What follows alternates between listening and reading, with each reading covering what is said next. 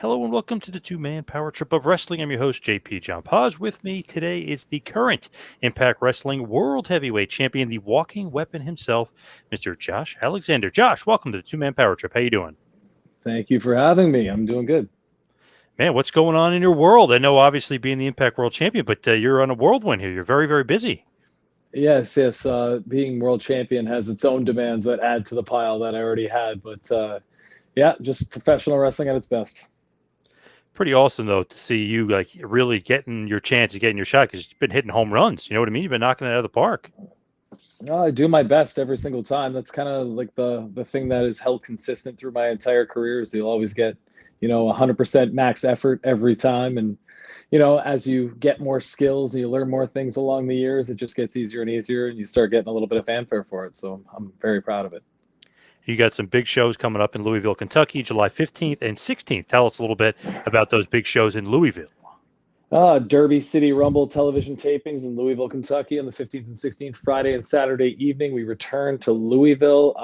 The venue is amazing, bull seating around, and then it has a balcony around the top. It's just completely immersive for the fans. And Impact Wrestling, it's a hot ticket. We have something for everybody, whether you like high flying, X Division action. We have that. We have the Knockouts, which to me is the premier female division in all of pro wrestling. And we have hard hitting action supplied by the likes of myself and, Mike Bailey and many other people. So we got something for everybody.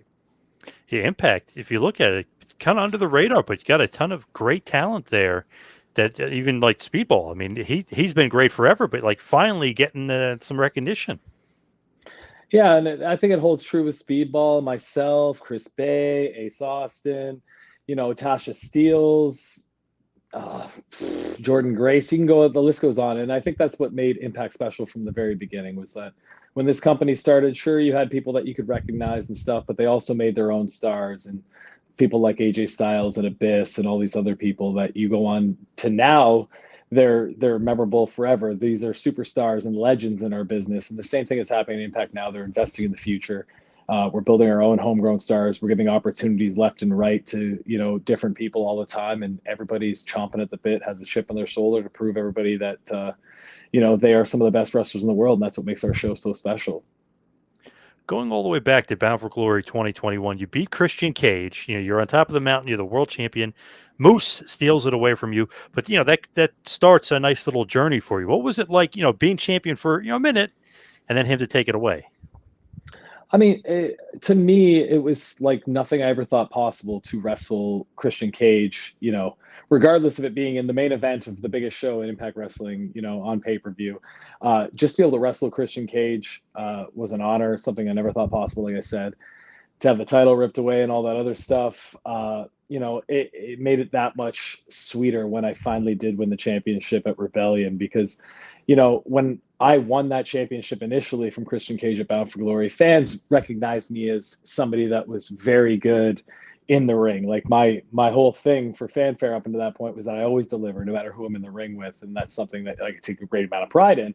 But that whole 7-month run from Bound for Glory to Rebellion was where fans really got to know me, where I really got to talk and show my personality a little bit more. So, it added another layer to me. So now that I've won the championship, I just have that much more familiarity with me, with the fans and stuff like that. So there's more of a connection. So it's better. And it's almost like, oh, they were so happy you beat Christian, great win, and then they get it taken away.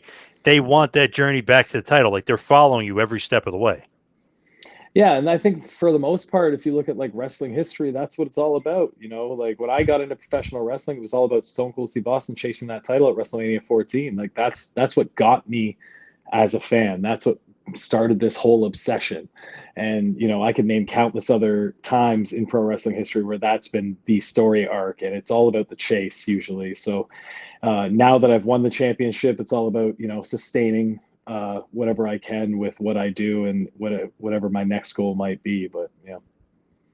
Building a legacy, you know what I mean? You want to be you want to be the longest running champ, or you want to be the best champ, right? Yeah, well, to me, it's when I think of Impact Wrestling, I close my eyes and I see AJ Styles right away. He's like the name that is synonymous with this brand still, even though he hasn't been here in nearly a decade. And I would like to be somebody that's named, beside him as one of the greatest of all time in this company's history by the time I'm done with doing what I'm doing. So. What was it like at Rebellion? You beat Moose, but the entrance, everybody talking about Jet, your son, everybody's talking about the entrance. That was great. That was like, something special because you kind of get even more attached to you because, you're like, wow, that's really cool. He's got his son out there. His son wants to be a wrestler. You know what I mean? Very cool. Well, just to be able to share it with my boy, like I have a 7-year-old son as well, and he's not so much into pro wrestling. He's a little more shy. But at the time, Jet, was 3 years old. He's four now, but completely obsessed with wrestling since he could walk and pay attention to the television set. And I'm both my son's heroes, as many dads are to their children. But I get to be Jet's superhero, which is insane, and to be able to share that moment, like most fathers get to get their sons like a photo with Mickey Mouse at Disneyland. I got to, walk out with my son on pay-per-view and give him a memory that he's never going to forget. So, Whose idea, like, was it? Was that like his idea? Like, oh, Dad, I want to come out with the pay per view. it actually happened at an independent show in Canada. I think it was in the winter time. I was there. My son always wears a singlet.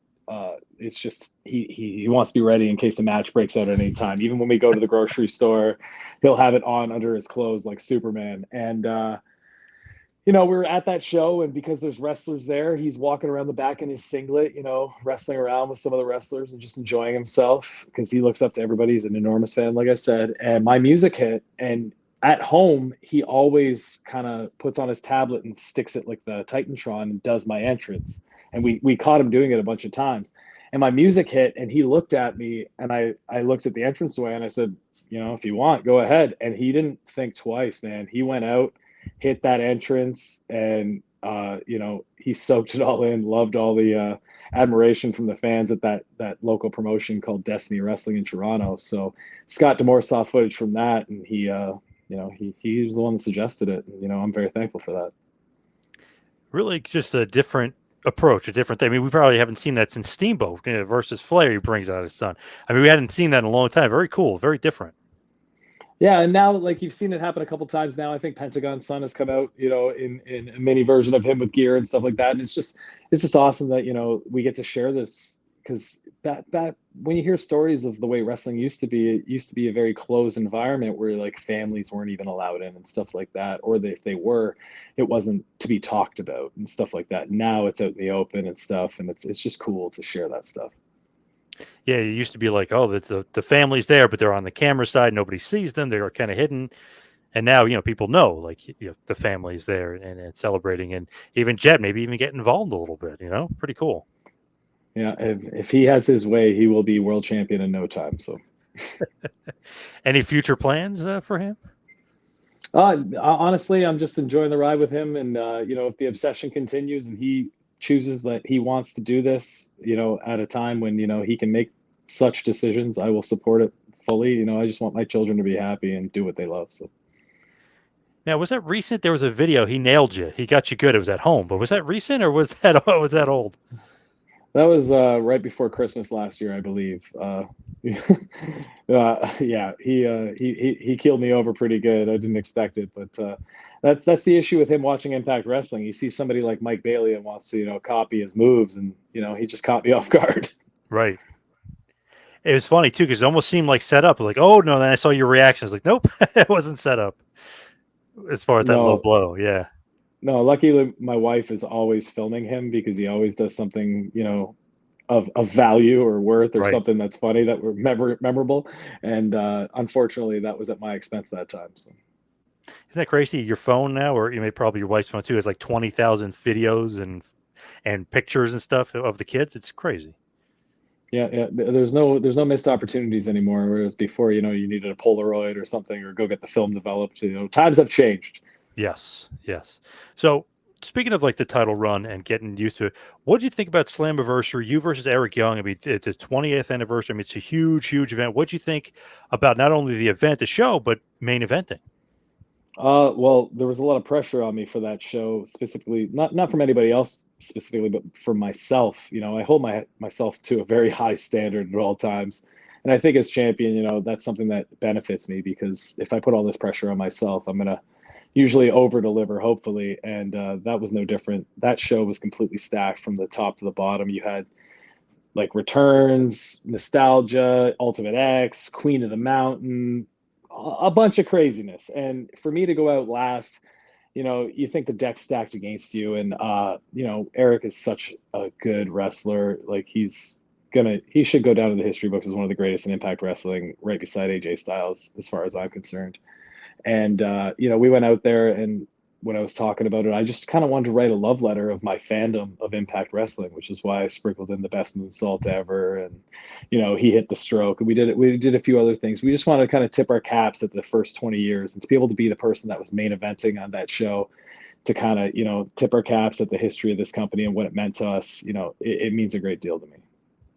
Yeah, that was a couple homages in there. Right? The stroke, of course, to Jeff Jarrett, a little homage there to the man that started it all with TNA and now Impact. But such a great match. You said it was pressure. Was there pressure from the back too? Like maybe it's got the more something like, hey, this is a big spot here, 20-year anniversary. We got all these video packages. Go out there and kill it because you guys are the main event. No, I think like in the first 3 years I've been here, I've kind of established that I'm going to hold myself to that standard above and beyond what anybody else could. So nobody ever really needs to remind me. But yeah, there was a ton of pressure on me. I think anytime I'm stepping in the ring now holding this championship, I have so much pressure on me, specifically, not just for like the in-ring part of it, because like I'd always do that, but because I'm representing the company as well as the locker room, and I have so much love and respect for everybody in this locker room, that I want to overproduce and over deliver every single time, if not for me, for them. What do you think about Eric Young in general? I mean, obviously, violent by design, you got a problem with it, but it's just Eric Young, the wrestler. I'm a huge fan of Eric Young. He started where I started, and he got signed right as I started wrestling. So all I heard about was the legend of Eric Young and how amazing he was on the independent circuit where I was. And I've clearly followed his career my entire time and fandom. And like the one thing that I think Eric Young is overlooked for is how he's kind of like a chameleon. Like I called him a Swiss Army knife of pro wrestling. Like he can do everything. He can make you laugh. He can make you cry. He can make you scared. He can go like 100% balls to the wall in the ring and deliver with anybody. Like you can put that guy in the ring with a broomstick and he's going to deliver every single time. And guys like that sometimes go overrated in this, or underrated in this business, or overlooked. And I unfortunately think he's been one of them at certain times. And hopefully, he gets his due when it's all said and done. To me, he's a perfect guy to main event because he was there not since the very beginning, but very, very close to the beginning, and he did. You see the maturation process. Don't fire Eric stuff, the jokey stuff, the Team Canada, and you see the psycho stuff. I mean, you saw the maturation of him, and you just saw him become, like you said, the Swiss Army knife of wrestling. He can do anything. But I thought it was perfect. It's like the old guard, somewhat, who could still go, obviously, versus you, and like the new guard. So it was like the perfect main event for me to have on the 20th anniversary show. Yeah, the way I was selling it when I was talking about it was that you have somebody that represents probably better than anybody in that locker room, with exception of maybe Chris Sabin, represents that first 20 years of Impact Wrestling that we're celebrating. I'm representing the present. We're going to find out who is going into the future as world champion in the face of the company. And like it was a nice way to like put a tagline on it, but it was very true.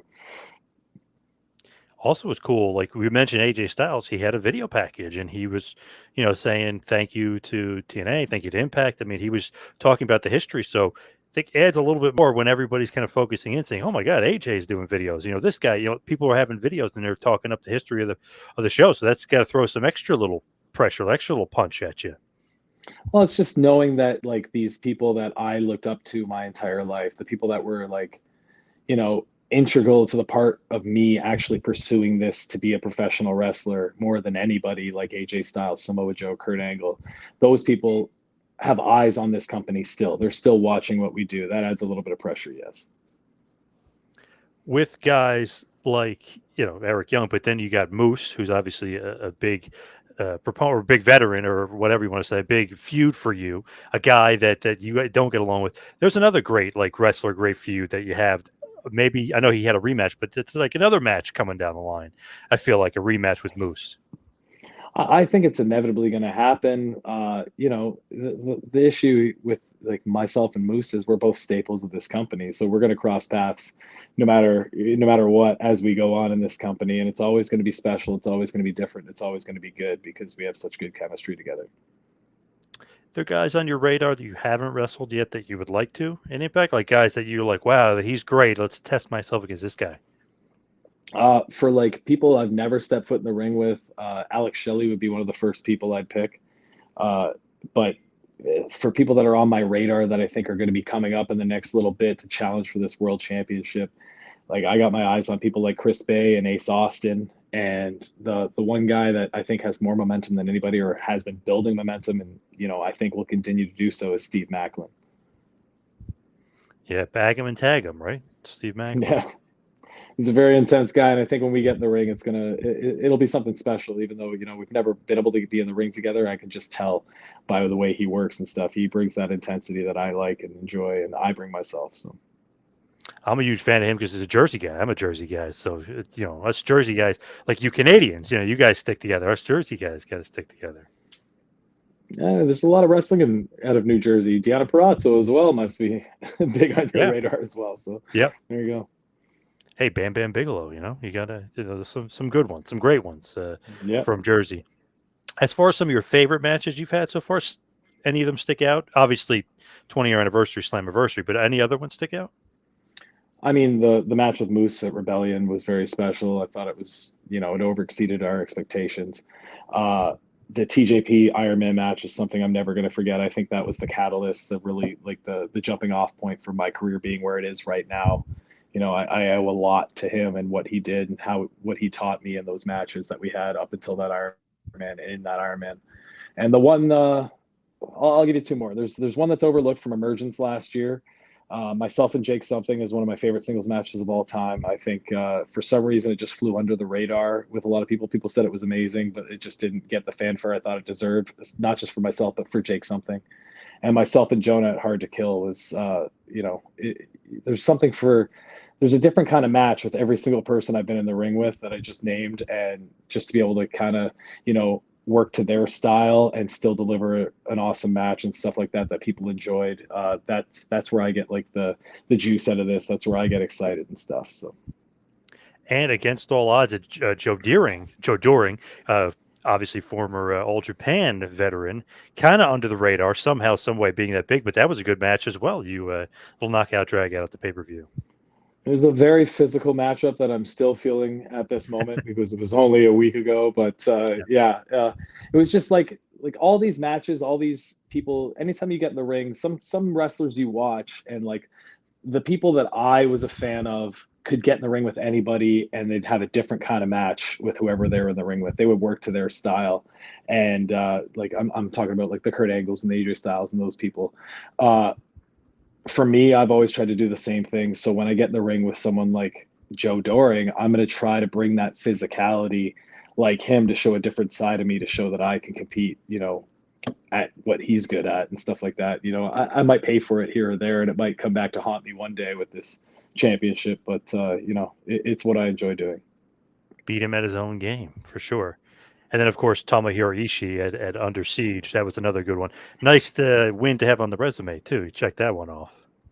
Yeah, both the Ishii and the Suzuki match that I've had, like just like Christian Cage, those are matches I never thought possible. I'm been a huge fan of Ishii for so long. Like he has been the guy that I watch more than anybody in New Japan, probably him and Shingo. And yeah, just to be able to check that one off my personal bucket list was great.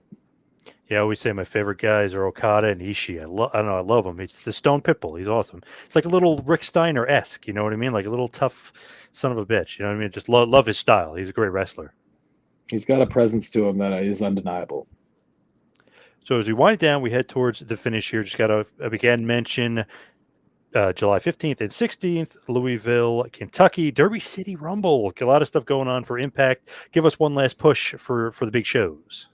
I mean, if you want to, if you can come out and buy a ticket to the best live pro wrestling experience, you can, because like I said earlier, there's something for everybody on this show from the top to the bottom. It's interactive, it's engaging. You will be part of the show. You'll be on television. And if you can just, tune in every Thursday night, 8 p.m. on Access TV, because like I said, everybody on this roster from the top to the bottom has a chip on their shoulder for whatever reason, and we're out to prove that we are the best wrestling product in the world. And I think we do that show in, show out. It's just about getting eyes on us because we will retain them every time because we do deliver. We will be looking out for the road to Bound for Glory coming up this fall, obviously, which would be rolling into a Bound for Glory. Of course, everybody, Louisville, Kentucky, the 15th and the 16th. And congratulations on Impact Wrestling on their 20th, but you being the big star of the night. But where can everybody find you and see you social media wise? On Twitter and Instagram at walking_weapon for everything social media for me.